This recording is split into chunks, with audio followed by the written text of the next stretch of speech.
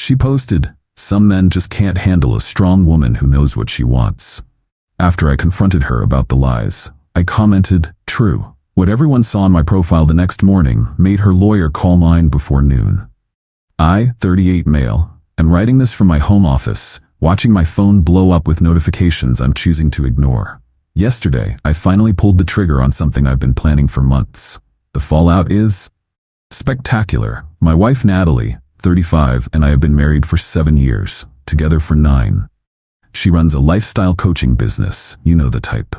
Instagram posts about manifesting abundance, expensive retreats for empowered women, the whole 9 yards. I'm a forensic accountant. Yeah, the irony isn't lost on me. 6 months ago, I was doing our taxes. Nat always handled her business finances separately. Said it was important for her entrepreneurial independence.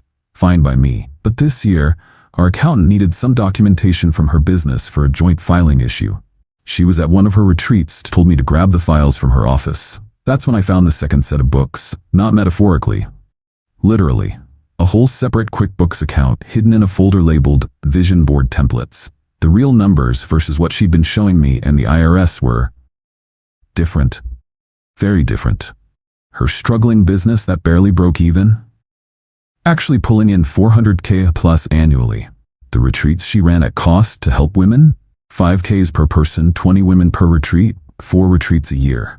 Do the math. But that wasn't the worst part. The worst part was where the money went. Turns out, Natalie had a whole separate life. Luxury shopping sprees filed as business supplies, first-class trips filed as location scouting, and then there was contractor payments to someone named Blake Donovan. $3K monthly for marketing consultation. Blake Donovan was not a marketing consultant. Blake Donovan was her personal trainer, her very personal trainer, if the Venmo descriptions she forgot to make private were any indication.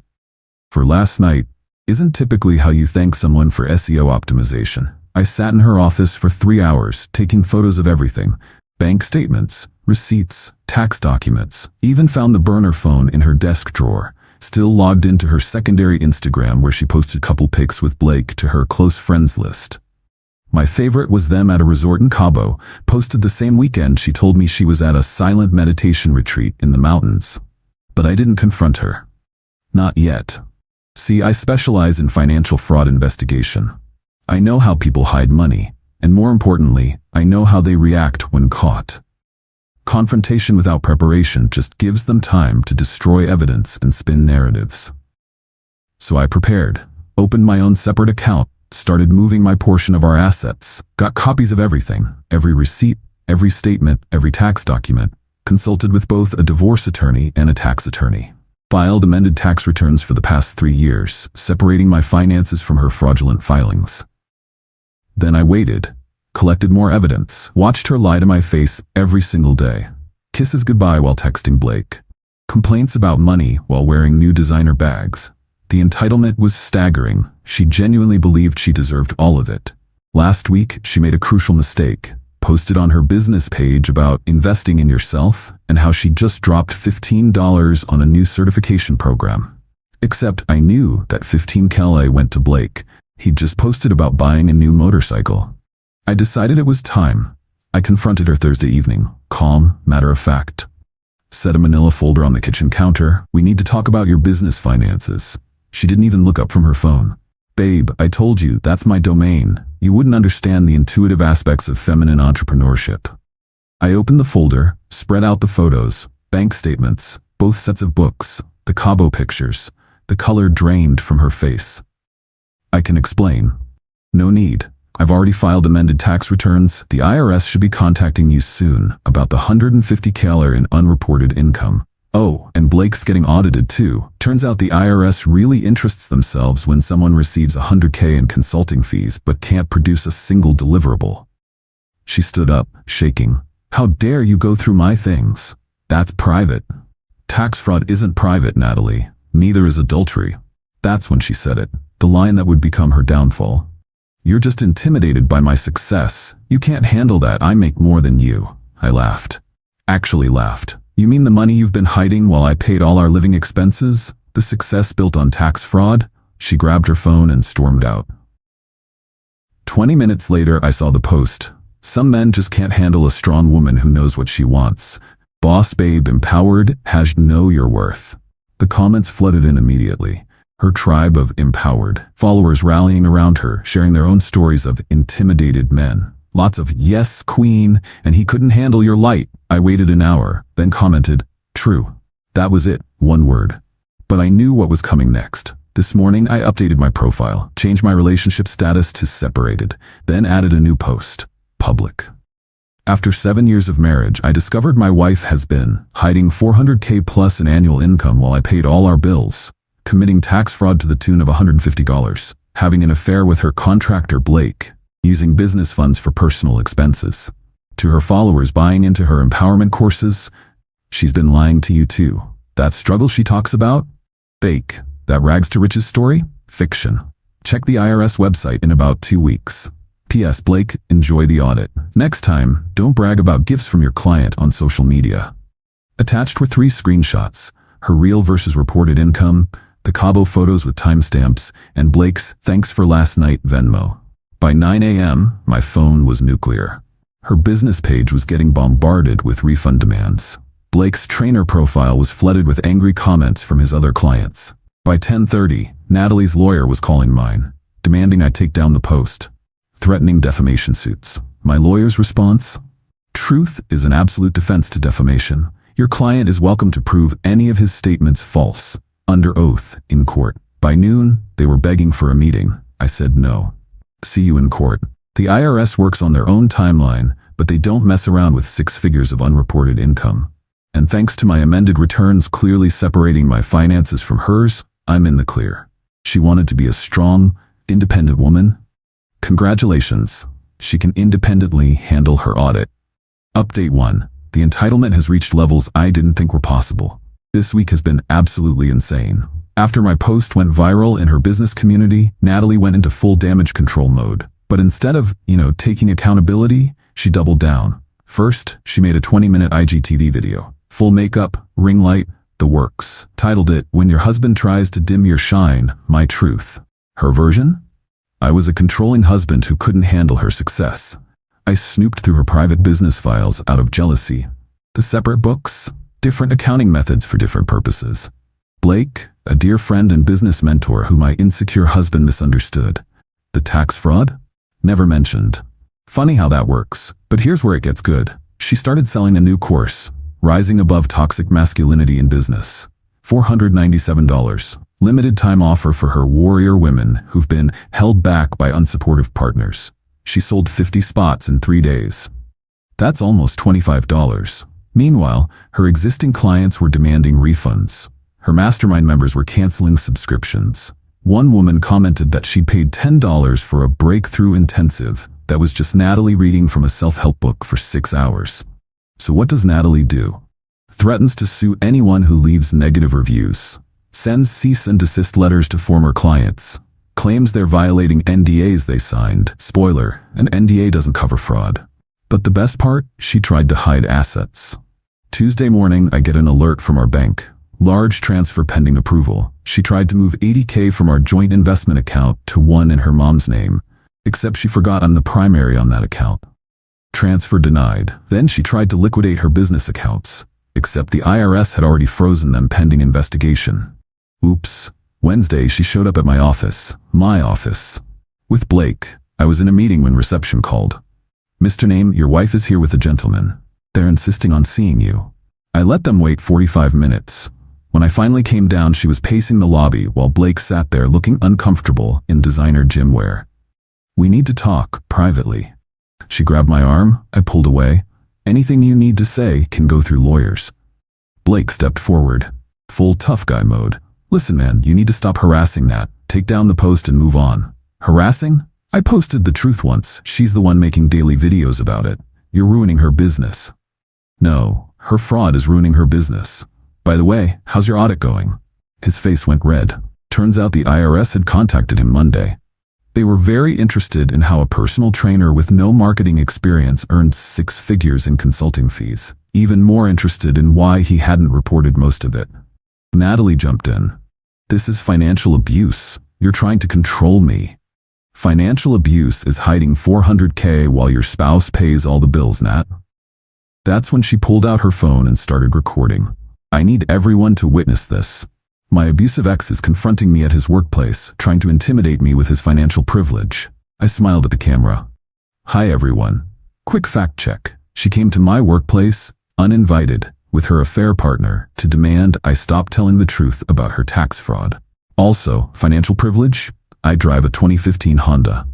Security arrived then, asked them to leave. Natalie made a scene about calling the police. Security pointed out she was trespassing. They left, but not before she yelled, "You'll be hearing from my lawyer." That afternoon, her lawyer did call mine with a settlement offer. She wanted 70% of all marital assets, permanent alimony of $5,000 per month, the house, both cars, me to retract all statements and delete all posts, a public apology, $100 for reputational damages.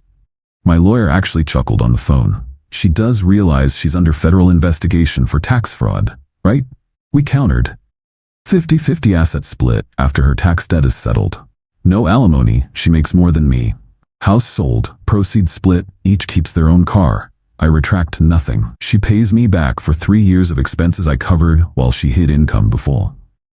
Their response? She was being persecuted for being a successful woman. Friday, the other shoe dropped. The State Business Bureau launched an investigation into her coaching certification claims. Turns out, those certifications she charged premium prices for? She wasn't licensed to issue them. That's consumer fraud. Her response? Another Instagram video, this time with tears. The patriarchy is trying to silence me. They can't stand to see a woman thrive. But I won't be broken. I won't be silenced. Use code WARRIOR for 50% off my new course, Surviving Business Persecution. The comments were brutal. Former clients sharing screenshots of unfulfilled promises, women who'd maxed out credit cards for her life-changing programs that were just recycled Pinterest quotes. But my favorite comment? From Blake's actual girlfriend. Yeah, turns out he had one. She had thoughts about those late-night sessions and energy healing retreats. As of today, IRS investigation ongoing. State consumer fraud investigation launched. Her business Instagram lost 10K followers. Blake is desperately trying to prove he did actual marketing work. She's still posting daily about being persecuted. She's moved in with her mother. My lawyer says the divorce will be straightforward once the criminal stuff is handled. The entitlement is staggering. She committed tax fraud, cheated, lied for years, and somehow I'm the villain for exposing it. Next week is the first divorce mediation. This should be interesting. Update 2. Mediation was exactly what you'd expect from someone who thinks consequences are persecution. Natalie showed up 40 minutes late in a new Mercedes, leased the day before, found out later. Full designer outfit, fresh extensions, the works. Her lawyer looked exhausted already. First words out of her mouth, "I hope you're happy destroying a woman's dreams." My lawyer, "Ma'am, we're here to discuss asset division." What followed was 3 hours of Olympic-level mental gymnastics, the hidden income, creative accounting for tax optimization. Her lawyer actually winced. The affair? Emotional support during a toxic marriage. The fraud investigations? Jealous competitors making false reports? My amended tax returns? Financial abuse and control. But the real entertainment started when we got to asset division. See, Natalie had convinced herself that her hidden money was untouchable. That's my business income. He has no right to it. My lawyer calmly explained community property laws. Money earned during marriage is marital property, whether hidden or not. Her response? That's sexist. The law is biased against female entrepreneurs. Then came the forensic accounting report. I'd hired a firm to trace everything. Every hidden account, every falsified expense, every dollar sent to Blake for marketing. Total hidden over 7 years. $2.3 million. The mediator had to call a break when she saw the number. Natalie went pale, then red, then started hyperventilating about panic attacks and needing her emotional support supplements. During the break, she tried a new strategy. Cornered me in the hallway. "Baby, we can work this out. Just call off the dogs and we can start fresh. I'll even go to counseling. With Blake, I'll cut him off. He meant nothing. Tell that to the IRS." She switched tactics instantly. "You're going to regret this. I have influence. I have followers. I'll make your life hell." "You mean the followers currently suing you for fraud?" That's when she snapped. Full volume, in the courthouse hallway. "You mediocre little man. You could never handle my success. I'm a goddess, and you're just a boring accountant who couldn't satisfy me in any way." Court security stepped in. The mediator suggested we continue another day, but Natalie wasn't done. That evening she launched her nuclear option, Financial Abuse is Real campaign. Posted a series of stories. When your ex weaponizes the IRS against you, how men use financial control to punish successful women, why I stayed silent about my abuse for so long. The system protects abusers with accounting degrees, each with increasingly dramatic selfies. Crying in her Mercedes, looking pensively at her empty ring finger, staring at old wedding photos with black and white filters. Her followers ate it up, started sharing their own stories. Team Natalie started trending in her niche. Then someone did a reverse image search on her crying in poverty photos, found them on a stock photo site. She'd literally purchased staged crying photos and was passing them off as real. The backlash was swift. But instead of backing down, she doubled up, created a GoFundMe. Help me rebuild after financial abuse. Goal, $50K. The description was a masterpiece of fiction. Claimed I'd trapped her in poverty, forced her to hide money for her safety, and weaponized the government against a survivor. She raised $500 in 2 days, all from her mom and aunt. Meanwhile, the investigations were progressing. The IRS had found more than just tax evasion. Turns out some of those business expenses were straight-up money laundering for other coaches in her network. She was washing their income through her retreats in exchange for kickbacks. Her lawyer called mine. We need to talk. Off the record. They met.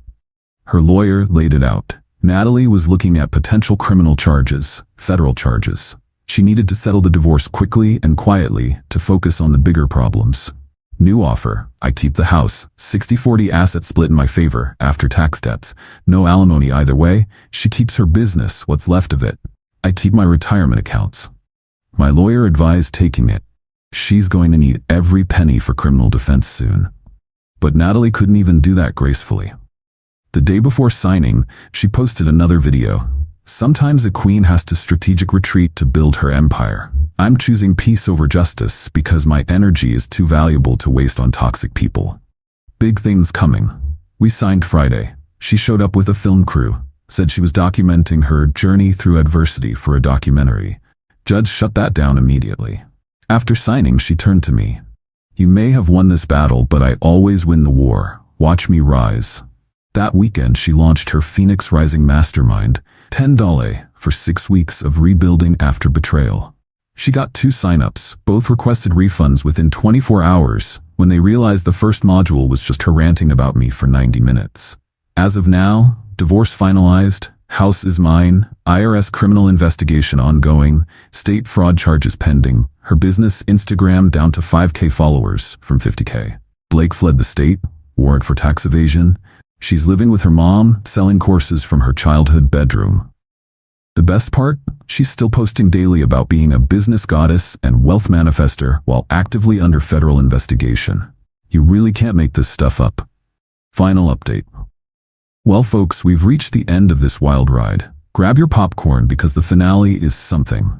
Last month, the IRS filed formal charges. Multiple counts of tax evasion, 1 count of conspiracy to commit tax fraud, and 2 counts of money laundering.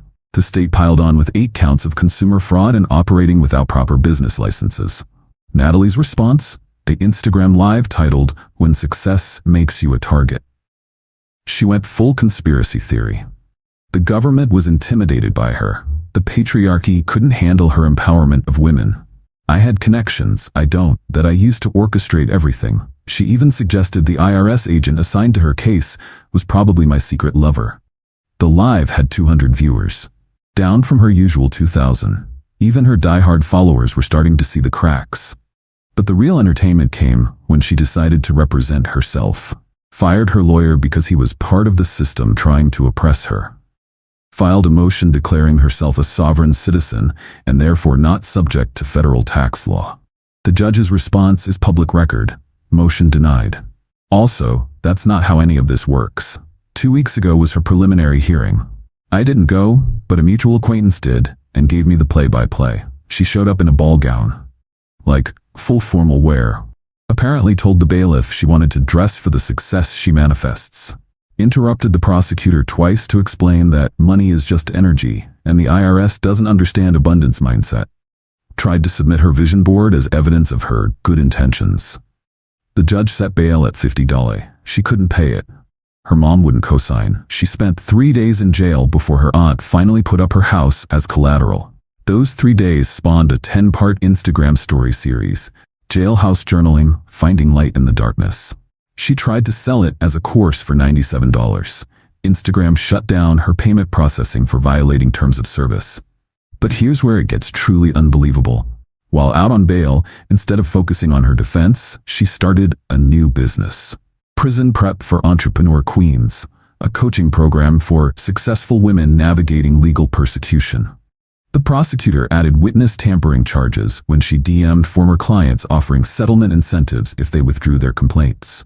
Last week, she took a plea deal. 18 months federal prison, 3 years probation, $400,000 in restitution, lifetime ban on operating financial coaching businesses. Her final Instagram post before reporting to prison: taking a sabbatical to write my book. This is just chapter 1 of my comeback story. Queen's rise, prison to profit. Blake, plead guilty to tax evasion, got 6 months house arrest and 5 years probation. Currently working at a CrossFit gym and dating someone age appropriate. As for me, life is quiet. Beautiful, peacefully quiet. The house is paid off, sold some of the seized assets. I started dating a fellow accountant who thinks financial transparency is foreplay. We spend Friday nights doing each other's taxes. It's as nerdy and wonderful as it sounds. I kept one memento from this whole ordeal, a printed screenshot of her "Some men just can't handle a strong woman who knows what she wants" post. Framed it, hung it in my home office. Because she was right. Some men can't handle strong women who know what they want. But tax fraud isn't strength. Theft isn't empowerment. And consequences aren't persecution. She wanted to be a boss babe? Well, now she's making 23 cents an hour in the prison kitchen. Manifest that.